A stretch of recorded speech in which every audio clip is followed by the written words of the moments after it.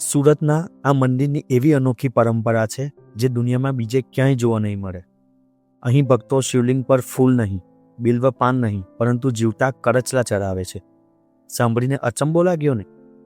તો આજે આપણે જઈ રહ્યા છીએ રામનાથ ઘેલા મંદિર, જ્યાં ભક્તિ, માન્યતા અને ચમત્કાર ત્રણેય એક સાથે જોવા મળે છે. નમસ્કાર મિત્રો, ડિવાઇન વન્ડર્સમાં તમારું સ્વાગત છે અને તમે જોઈ રહ્યા છો તાપી પુરાણ ટેમ્પલ સિરીઝ.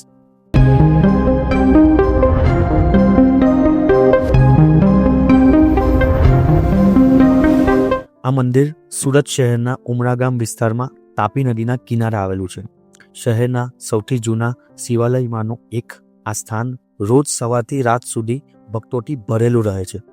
શાંતિપૂર્ણ વાતાવરણ અને મંદિરની પરંપરા તેને ખરેખર અનોખું બનાવે છે. અહીંની સૌથી મોટી ખાસિયત છે જીવતા કરચલા ચડાવવાની પરંપરા. દર વર્ષે પોષ એકાદશીના દિવસે હજારો ભક્તો પોતાની મનોકામના માટે જીવતા કરચલા લઈને આવે છે અને શિવલિંગ ઉપર અર્પણ કરે છે. માન્યતા છે કે આ વિધિથી ખાસ કરીને કાનના રોગો અને કેટલીક લાંબી બીમારીઓમાં રાહત મળે છે. વિધિ પૂર્ણ થયા બાદ મંદિરમાંથી આ કરચલાઓને પાણીમાં છોડવામાં આવે છે, જેનાથી પ્રાણીઓનું હનન થતું નથી. અહીંના શિવલિંગની વિશેષતા એ છે કે આ શિવલિંગનો યોનિપીઠ એટલે કે ગૌમુખ કે કહો કે સોમસૂત્ર બીજા મંદિરો કરતાં વિપરીત દિશામાં છે. એની સાથે ગણપતિજી અને હનુમાનજીની પ્રતિમા પણ જોવા મળે છે. મંદિરની અંદરની કલાકૃતિ જોઈ તમે મંત્રમુગ્ધ થઈ જશો. આખા મંદિરની અંદરની કલાકૃતિ ખૂબ જ સુંદર અને મનમોહક છે. તો ચાલો જાણીએ આ અનોખી પરંપરા પાછળનો ઇતિહાસ. નામ પુષ્પાબેન પી ગોસ્વામી. અમે આજે બહુ પુરાણિક મંદિર છે. જ્યારે રામચંદ્રજી ભગવાન તે વનવાસ નીકળ્યા 12 વર્ષ, ત્યારે રામચંદ્રજી ભગવાન ફરતા ફરતા આ જગ્યા પર પણ આવેલા. અહીંયા આવ્યા તો કોઈ શિવાલય નહીં મળે, તો રામચંદ્રજી ભગવાન શિવની પૂજા કરતા અને શિવરામની પૂજા કરતા. એટલે રામચંદ્રજી ભગવાનને શિવની પૂજા કરવાની ઈચ્છા થઈ. તો રામચંદ્રજી ભગવાને એના મંત્રો ઉચ્ચારથી આ જે શિવલિંગ પ્રગટ થયેલું છે એ શિવલિંગની જગ્યા ઉપર એમણે તીર માર્યા મંત્રો ઉચ્ચારથી. તો અંદરથી ઘોર અવાજ આવ્યો કે રામનાથ ઘેલા. જ્યારે એમ કે જે શિવલિંગ પ્રગટ થયું અને ત્યારે શિવલિંગ પ્રગટ થયું અને અંદરથી ઘોર અવાજ આવ્યો એટલે આ દરિયાદેવ પણ એમ કે ઘેલા થઈ ગયા. એટલે આ નામ એમનું ઘેલા પડેલું. એમ કે ઘેલા દરિયાદેવ ઘેલા થઈ ગયા. ત્યારે એની હાથે એમ કે જે દરિયાનું પાણી જે ઉપર આવ્યું મોજા, એમની હાથે કરચલા આવ્યા. કરચલા તે ભગવાને કરચલા એક જીવ જ છે, તો ભગવાને એમને વરદાન આપ્યું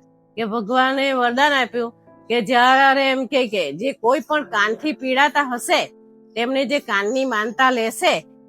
આજે બોસવદી એકાદશીને દિવસે મહાદેવ દાદાની સાલગીરી આવે છે, તે દિવસે આ લિંગ પ્રગટ થયેલું. ત્યારે ભગવાને એને વરદાન આપેલું.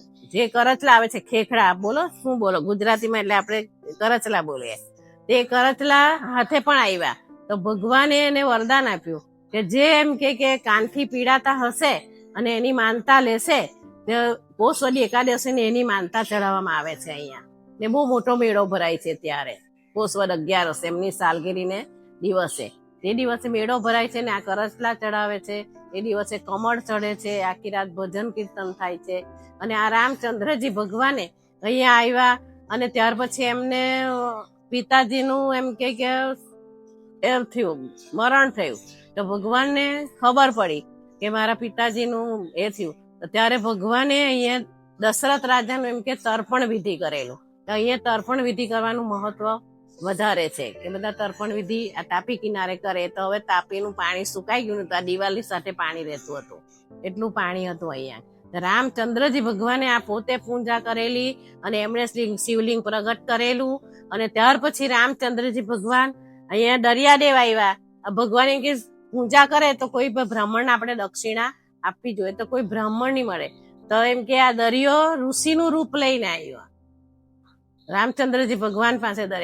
રામચંદ્રજી ભગવાન કે તમે તો દેવ છો, દેવ. એમ કે દરિયાએ એવું ઋષિ સ્વરૂપ એવું આપ્યું કે તમે અહીંયા જે પૂજા કરી છે અને પૂજા કરીને તમે એમ કે આ દક્ષિણ, પૂર્વ અને પશ્ચિમ દિશામાં તમે, એટલે આ જે ભગવાનનું મુખ જે આ છે શિવલિંગનું આ દરવાજો, એ ભગવાન એમ કે અહીંયાથી જ દરિયા પાર કરેલું.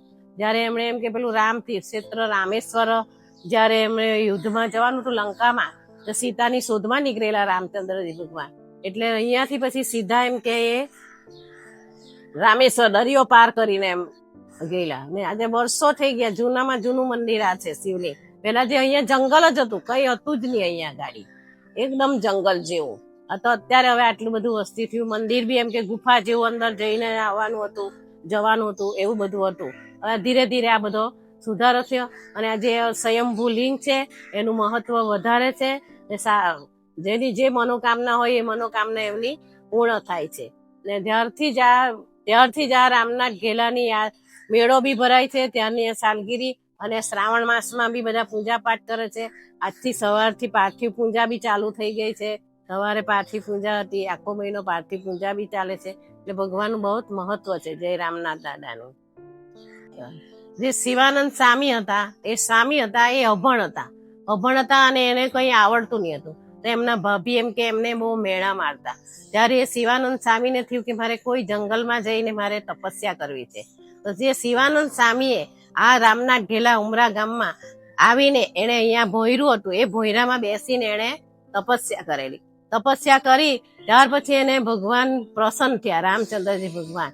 ત્યારે રામચંદ્રજી ભગવાને દુર્વાસા મુનિને પ્રેરણા કરી. તો દુર્વાસા મુનિ આવી અને એમના દુર્વાથી ભગવાન જે શિવાનંદ સ્વામી છે એમના જીભ પર એમને દુર્વા ફેરવી તે જ એમના મોઢેથી શિવ શક્તિની આરતી અને મહાદેવજીની આરતી દેવ એના મુખેથી ગવાયેલી. ત્યાર પછી શિવાનંદ સ્વામી એકદમ એમ એ થયા, મોટા વિદ્વાન બની ગયા. એમ કે એ જ મુખેથી આ ગવાયેલી, તે જ આરતીનું આ છેલ્લે જે આવે છે એ શિવાનંદ સ્વામીનું જ આવે છે.